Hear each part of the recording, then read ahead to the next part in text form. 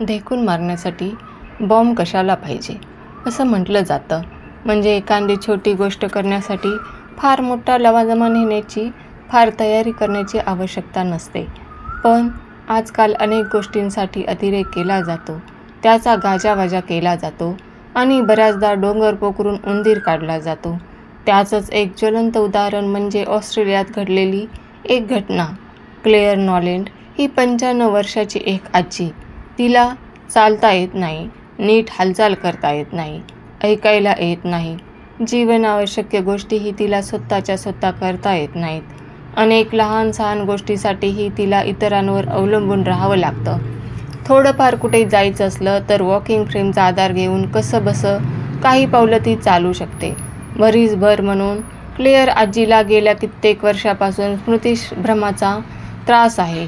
ती लोकांना ओळखू शकत नाही. थोड्या वेळापूर्वी आपण काय केलं होतं, आपण काय बोललो होतो, बोलत आहोत हेही तिला आठवत नाही. इतक्या साऱ्या अडचणी असल्यामुळेच तिला दक्षिण पूर्व ऑस्ट्रेलियातील कुमा या शहरातील एका नर्सिंग होममध्ये ठेवण्यात आलं आहे, जेणेकरून तिथे तिची थोडी काळजी घेतली जाईल आणि तिथल्या नर्सेस सहकाऱ्यांच्या मदतीने तिला आपलं पुढचं आयुष्य कसंबसं काढता येईल. काही दिवसापूर्वी त्याच म्हाताऱ्या 95 वर्षाच्या आजीच्या हाती कुटूनचा एक चाकू आला. हा चाकू घेऊन आपल्या वॉकिंग फ्रेमच्या मदतीनं ती थोडंसं चालत होती. जिला धड चालताही येत नाही, तिच्या हातापायात त्राण नाही. ती आपल्या हातात चाकू घेऊन असा कोणाचा खून पाडणार होती. पण तिच्या हाती चाकू पाहून कोणीतरी पोलिसांना कळवलं.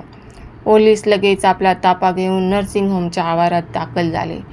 त्यांनी क्लेअर आजीला लांबूनच आदेश दिला, जिथे असेल तिथेच थांब, पुढे सरकू नकोस.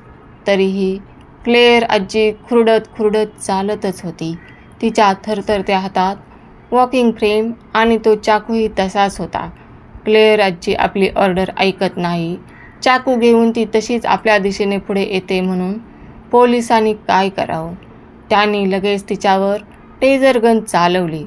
टेजर गन म्हणजे ही एक अशा प्रकारची गन असते ज्यामुळे समोरचा आरोपी, गुंड किंवा आंदोलकाला विजेचा एक जोराचा शॉक करंट बसतो.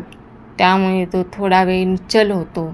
त्या झटक्याने तो थोडा बधीर होतो. तेवढ्या काळात त्याला ताब्यात घेता येतं किंवा एखादी धोकादायक घटना टाळता येऊ शकते. पण क्लेअर आजीकडून तर अशा प्रकारचा कोणताही धोका कोणालाही शक्य नव्हता. तरी तिच्यावर ही टेजर गन चालवण्यात आली. अर्थातच या गनचा झटका क्लेअर आजीला सहन झाला नाही आणि ती उभ्या उभ्या खाली कोसळली. कवटी फ्रॅक्चर झाल्याने तिच्या मेंदूला मोठा मार लागला. खाली पडल्याक्षणी ती कोमात गेली आणि नंतर आठवड्याभरातच तिचा मृत्यू झाला. म्हटलं तर ही अगदी छोटीशी घटना, पण त्यामुळे ऑस्ट्रेलियन पोलिसांची मानसिकता आणि त्यांची क्रूरता जगासमोर आली. याच कारणानं ऑस्ट्रेलियाच्या पोलिसांना आता जगभरातून टीका सहन करावी लागते आहे. एका निरपराध म्हातारीला मारून त्यांनी एवढी मोठी काय फुशारकी गाजवली, यावरून त्यांना धारेवर धरलं जात आहे. क्लेअर आजीच्या हातात चाकू असल्यानं आणि ती आमच्यावर हल्ला करण्याच्या भीतीमुळेच आम्ही तिच्यावर गोळीबार केला, असं सांगणाऱ्या पोलिसांना तर नेटिझन्सनी सलाम ठोकला आहे.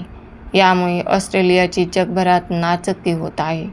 सोशल मीडियावर तर याबाबत मीम्स आणि ऑस्ट्रेलियन पोलिसांच्या बहादुरीचे किस्से रंगवून सांगितले जात आहेत. या घटनेमुळे एक मात्र झालं.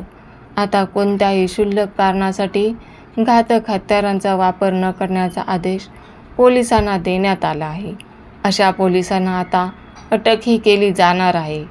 एकंदर या म्हातारीमुळे अख्खं ऑस्ट्रेलियन सरकार हादरलं आहे. कृष्णवर्णीयांना धडा. अमेरिकेतही पोलिसांकडून मोठ्या प्रमाणात टेजर गनचा वापर केला जातो. काही दिवसापूर्वीच लॉस एंजेलिस येथे एका कृष्णवर्णीय गुन्हेगार कीनन अँडरसनला पकडण्यासाठी पोलीस आले. त्यानं अटकेला विरोध करताच त्याच्यावर टेजर गन चालवण्यात आली. त्या गनच्या करंटमुळे कीननला हार्ट अटॅक आला आणि त्यातच त्याचा मृत्यू झाला.